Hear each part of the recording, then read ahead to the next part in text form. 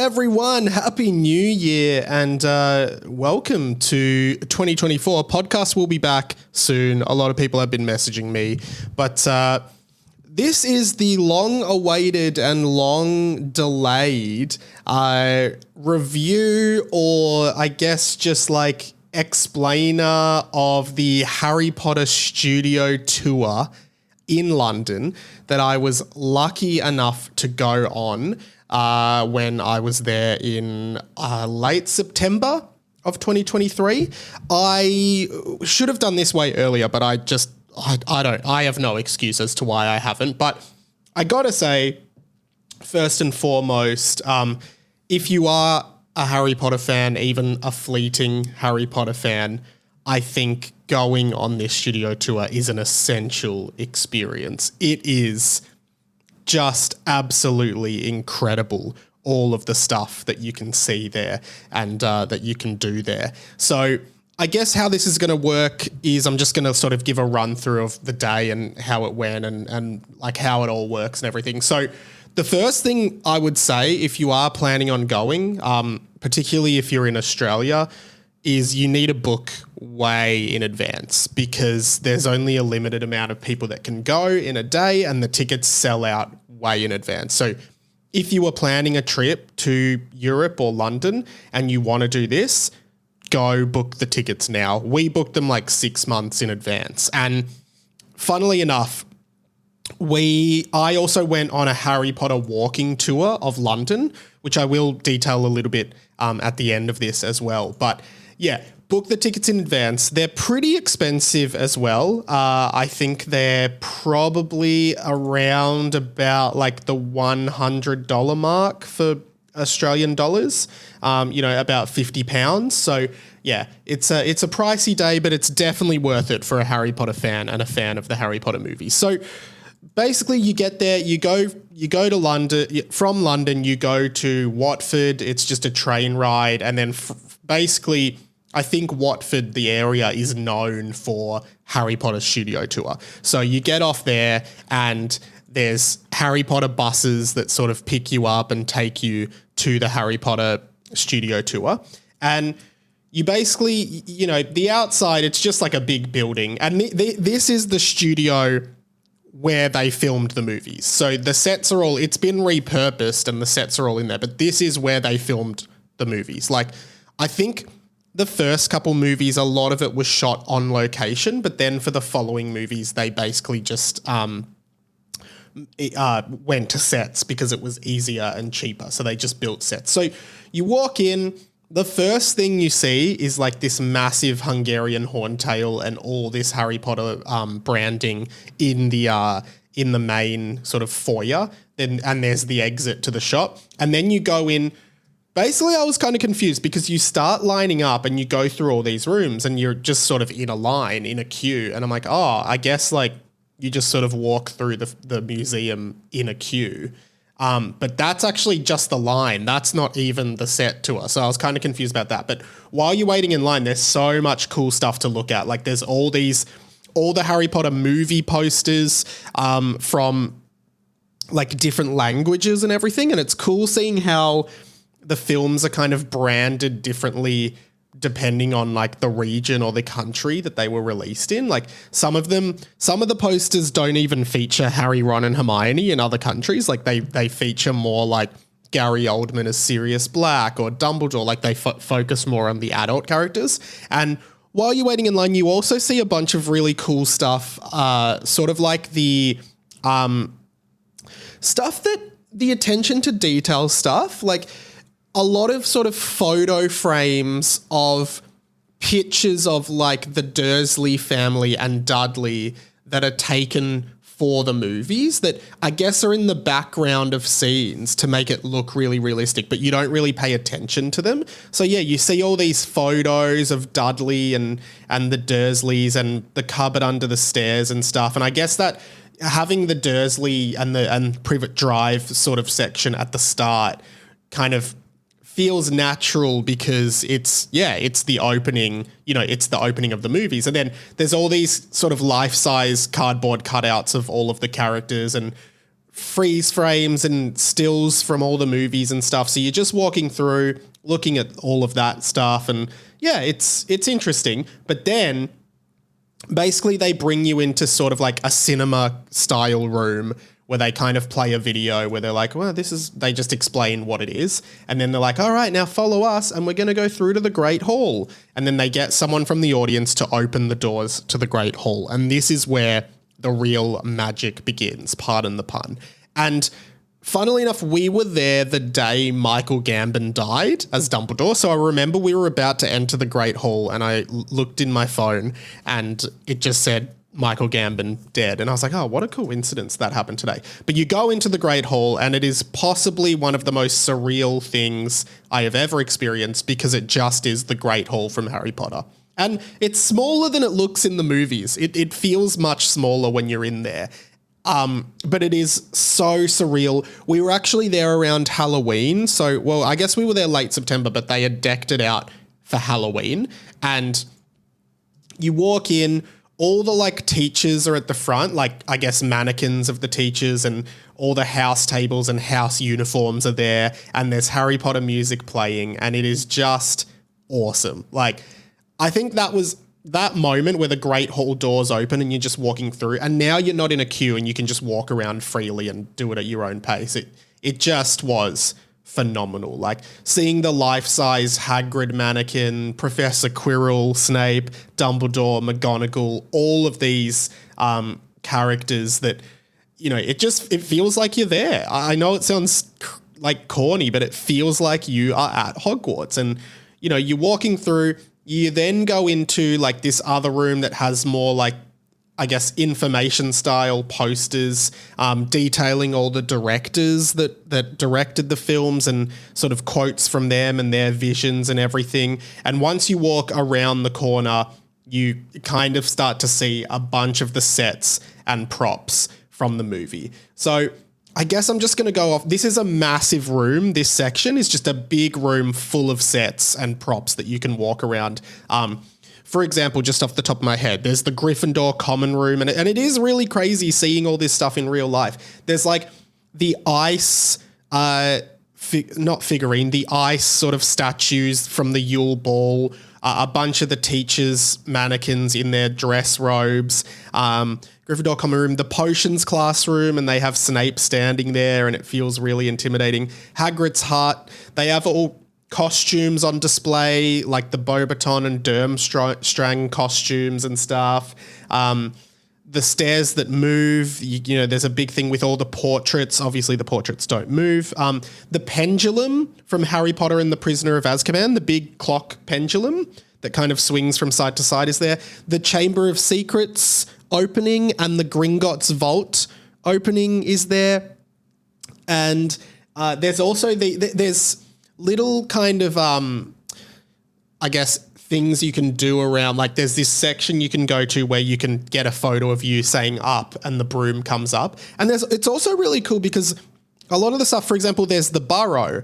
And, you know, in the movies, the burrow is like, you know, you can see the plates washing themselves and the you know, the knitting itself through magic. And they have all that. Like, it must be like, it's really cool because it's all running, yeah, automatically. They have the big bath kind of fountain thing from Goblet of Fire where Harry's in the prefect's bathroom.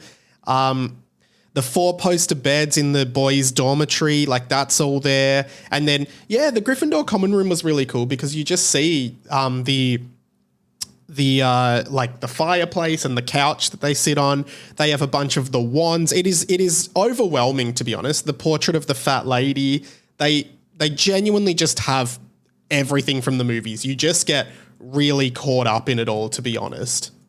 Oh, and another thing they have is the Mirror of Erised. Of course, it doesn't work like in the movie. It just shows you.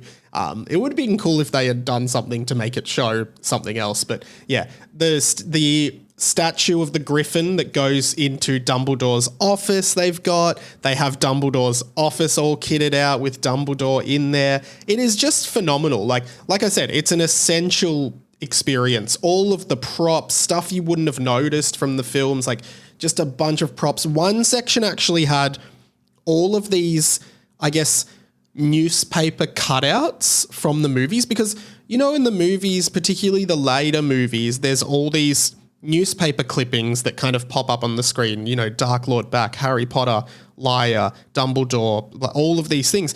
But they're actual art, like the props department have actually made those newspaper articles and they're all there. And it's just really interesting to see so much attention to detail that I guess is there, but you don't think about as much. They have the Goblet of Fire. They have some of the chess pieces that from the first movie. It is, again, I've said it a lot, but it is just amazing. All of the Quidditch uniforms and the Quidditch balls. It was really cool seeing the Quidditch stuff up close. I thought that was, these life-size Quidditch balls was awesome. And again, there's other things you can do, like you can line up and get like a green screen video of you flying a broom or you flying the flying car and stuff, but I kind of couldn't be bothered doing that. There was a big line and I didn't think it was worth it. But generally speaking, this whole section is overwhelming. Oh, the motorbike, Hagrid's motorbike, and all of these moving bits and pieces, they just have literally everything. It's just incredible. The only other thing I think I want to mention from this section is they have that scene from the Deathly Hallows Part 1 movie where Voldemort they're all at the table, all the Death Eaters and Voldemort, and basically they have, I think it's Charity Burbridge, the Muggle studies teacher from Hogwarts, and she's hanging up the top and Voldemort kills her. She's there hanging and it's quite intimidating. Like it's very scary. You then walk through the Forbidden Forest because I didn't really know what to expect. So I thought maybe this room was the whole thing and I was like, oh, this is cool. But then you literally walk through the Forbidden Forest and it is epic. It's dark and scary. Hagrid's there with like a lamp. They have Voldemort there from the last movie, and then you see a bunch of the stuff that's been in the Forbidden Forest throughout the movie. So you see Buckbeak, this animatronic Buckbeak kind of figure. Some of the centaurs are standing there, and they also have Aragog, who kind of comes out. You see all these spider webs and all these eyes, and then it's like a moving Aragog that kind of comes out, and it's really freaky. And keep in mind, it's like very dark and you genuinely feel like you are outside in the forest. It's very creepy. And also they have the Patronuses come out. So you see like the stag, I guess, kind of Patronus glowing as well, which is awesome. Oh man, it's just bringing back so many memories. From there, after the forest, which is, a short walk, you go to platform 9 3/4. The Hogwarts Express is there. Really cool. I have seen it. I've never seen the full train, but at Universal Studios in Osaka, they have a Harry Potter world and Hogsmeade, and you can see the front of the train there and everything. Platform 9 3/4 is really cool. You see, you can get a photo. There's so many stations where you can get a photo of you running through the wall as well. There's like 6 sort of trolleys half in the wall that people can just line up and take photos of. It's really funny.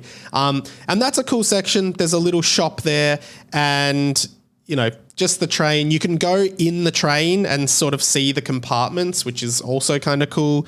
But this was probably the least exciting part of the whole thing. They did have, I think again, because it was Halloween, they had a Death Eater kind of performance thing. So they'd have people dressed as Death Eaters coming out and doing all sorts of acrobatics and shit like that. But yeah, really, really epic. And from there, you go to the Harry Potter Cafe and they've got this isn't really interesting, but they have just like burgers and chips and hot dogs and shit like that. It's overpriced and it's very average, but I guess if you're there, of course, you're going to eat food there. Then you go into an outdoor section where they kind of just have dispersed sort of sets from all the films. So you see the exterior of the Burrow, and you also see the night bus. The night bus is just parked there, and you can't go into it, but you can sort of get a photo in front of it. They have like that walkway that is at Hogwarts. That's like the outdoor walkway where Harry and Professor Lupin have a conversation in the third movie. And then you just have the life-size Privet Drive, which you can go into, which was actually pretty surreal as well. Like going into Privet Drive, it is literally just what you've seen in the movies in there. It's pretty crazy, to be honest. Like you've seen this so many times in the movies, and then you're just in the house. They have all the letters from the first movie, like in the air, all of the letters.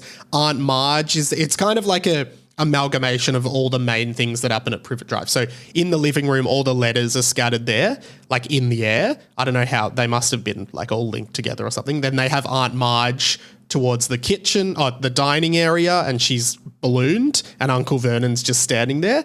And then you can't go upstairs, but the cupboard under the stairs is open and you can see that. And then the kitchen area, there's just like all the little props, but you can't really touch. And then, yeah, you can go around the side of the house. Then you can go through the herbology classroom from there, and you can pick up a mandrake and it screams and get a photo of that. Again, the greenhouses are like, yeah, really, it's just surreal. There's not really much more I can say other than it is genuinely just very surreal. Then you can get a photo in the Flying Ford Anglia, which is just parked there as well. It's crazy. I mean, I've said it, I'm going to say it again. It's very surreal. You then kind of go into this room, indoor kind of area, which just has a lot more props and wigs and masks and creatures from the movie. Like, you might see like all the goblin heads and the threstrel heads and the goblin hands and all of these different creatures. The mermaids, they're all just kind of there, and they're like plaster masks and stuff, the werewolves, and it's just got videos playing and explaining how they made all of this stuff. And yeah, pretty interesting. They have some of the animatronics, like there's a Hedwig animatronic. Is it called an animatronic? I don't know. Then they have the dead Voldemort, like the Voldemort baby form from Deathly Hallows Part 2, which moves, and it's very creepy. All of this stuff moves. Like they have the Monster Book of Monsters, and that's like moving, it's all electronic. And they have a few displays and stuff. Like one guy was explaining how all of the goblins in the movie have different hands, just to like add, I don't know, backstory to them. They all have different hands. And I touched one and he was like, please don't touch. And I was like, oh, sorry. That just a little bit of extra information there. And the basilisk skeleton and the head, like it's incredible. So amazing to go there. And then they have like a whole display for Warwick Davis, who plays, I guess, two of the goblins and both versions of Professor Flitwick. And they're like, wow, look how versatile he is, which is very cool as well. Then they more have, I guess, interior kind of architectural models of Hogwarts. But then you go through to the best part, which is Gringotts. Now, there are 2 rooms of Gringotts. The first one is basically you walk into Gringotts the way Harry Potter and Hagrid do in the first movie. And you walk up the hallway and the big sort of goblin banker guy is there. It's really, it feels like you're there. It's amazing. There's all goblins sort of sitting there on the sides and everything, and it's awesome. Then you go into the next room. You sort of walk through, like, I guess, the underground of Gringotts, and you can see like the carts and stuff on the side. And then you walk into the next room, which is basically an exact replica of where you've just been. And it's the Deathly Hallows version where it's completely destroyed. So it's kind of weird because you're literally just in Gringotts, then you walk for like 5 minutes, and then you're in the exact same room, but everything's destroyed. There's rubble everywhere. And then the coolest thing of it all is the dragon. The dragon that literally comes out of the smoke. It is incredible. It feels real. It blows fire. The whole room like flares up and then it disappears into the smoke again. Absolutely incredible. Like that was definitely my favorite part of the whole thing. Just seeing that dragon come out. It was insane. From there, you move on to Diagon Alley. You see all the shops like Ollivander's and Weasley's Wizard Wheezes and all of that. There's all these wanted posters on the wall of Sirius Black and everything like that. It's, again, really cool. They have something similar to this at I guess not similar to this, but they have Hogsmeade at Universal Studios Osaka. So that's sort of similar, I guess. But yeah, it's interesting walking through Diagon Alley. And from there, you kind of walk in towards the end, and they have a lot of this was actually pretty cool. They have a bunch of concept art from the movies, like, you know, just concept art of scenes and sets that they've drawn. And one of them that I thought was really interesting is there was a concept art of all of the characters at Dumbledore's funeral, which wasn't in the movie, obviously. But I just thought it was really interesting that at least at some point it was planned to be in the movie because there was concept art. Then you walk into a room and there's just a massive Hogwarts castle that you can walk around. And that's actually the end of basically the experience.